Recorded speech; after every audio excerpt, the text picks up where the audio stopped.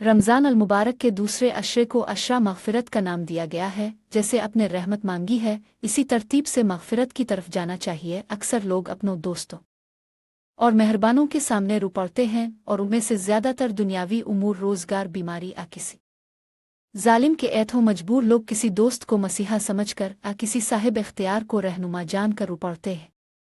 दुख दर्द को एलका करने के लिए दोस्तों आपनों का कंधा ही तो होता है, लेकिन सोचिए ज़रा कि हमने रब को कभी अपना समझा?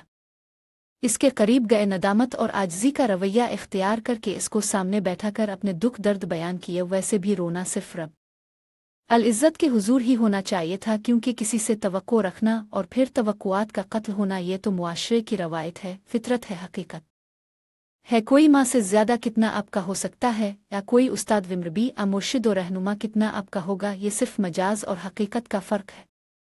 हम मजाज को तो सब कुछ समझ कर रो पड़ते हैं, क्योंकि कि इसके देखने और सुनने का हमें यकीन है, और अगर यही तसव्वुर रब के लिए पैदा हो जाए तो किसी के सामने रोने की आदत ख़त्म हो जाती है।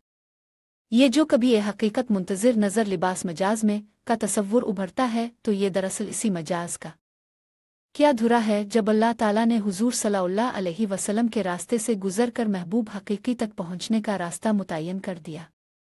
तो फिर किसी आम आदमी के सामने रोने से खुद ही कैसे परवान चढ़ सकती है? जब हम दुआ करते हैं तो दुरूद शरीफ को रास्ता बना कर दिया गया, तो फिर उधर उधर भटकने की ज़रूरत क्यों पेश आती है? शाह अब्दुल तैफ बिटाई ने अपने मुरीदों को हुक्म दिया कि इल्म का रास्ता इख्तियार करें। खाली अकीदत से इल्म परवान नहीं चढ़ेगा, खाली करामात रह जाएंगी, और उसको सुन सुनकर अब हकीकत से राफरार इख्तियार करेंगे।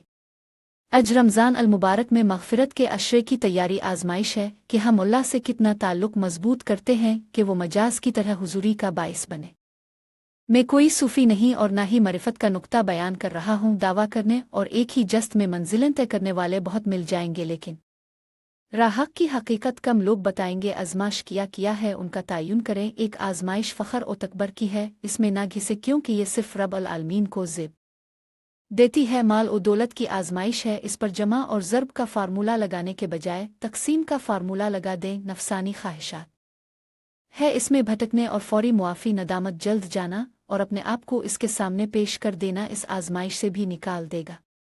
अब जितना झुकते जाएंगे वो आपको इतना मेराज की तरफ ले जाएगा। अमल का तकब्बुर तंग करेगा, फिर सजदे में गिर जाएं, वो उठा देगा इतनी आसानी को मुश्किल में ना डालें। वो गफूर सत्तार है, मुआफ़ी उसकी बड़ी सिफत है। बस आजिज़ी और इंकिसारी के साथ दुनिया भी बेहतर और आखिरत भी संवर जाएगी। दूसरा हिस्सा मामलात का है। हक अदा करें आसानी के साथ साथ खड़े हो जाएं इस्तिताअत के साथ, जालिम को रोकें अपनी ताकत के साथ, फ़र्ज़ अदा करें अपनी एमत के साथ, और मुआफ़ कर दी हुजूर सल्लल्लाहु अलैहि वसल्लम की फ़तह मक्का ताइफ के मंज़र और अजीज़ व अकारिब के ढाए जाने वाले जुल्म को मिसाल बनाकर इस्तिग़फ़ार की तस्बीह और गर्दन नीचे किया देखा नहीं मंज़र अपने आम मुआफ़ी के वक्त, किया रवादारी नहीं देखी मवाख़ात मदीना के वक्त, किया भूख बिस्तर और जफाकशी को समझा नहीं रहमत अल आलमीन और ताजदार कायनात की। फिर इतराना, तकब्बुर, गुरूर और इख्तियार का नशा कैसा है? आज तहैया कर ले हम अशरा मग़फ़िरत में, तो यकीन जानिए वो दामन मुआफ़ी फैला कर मुतमक्किन है। बेशक वो मुआफ़ करने वाला गफूर और रहीम है। कोई साहिब दिल है तो आगे बढ़कर बाजी जीत जाए।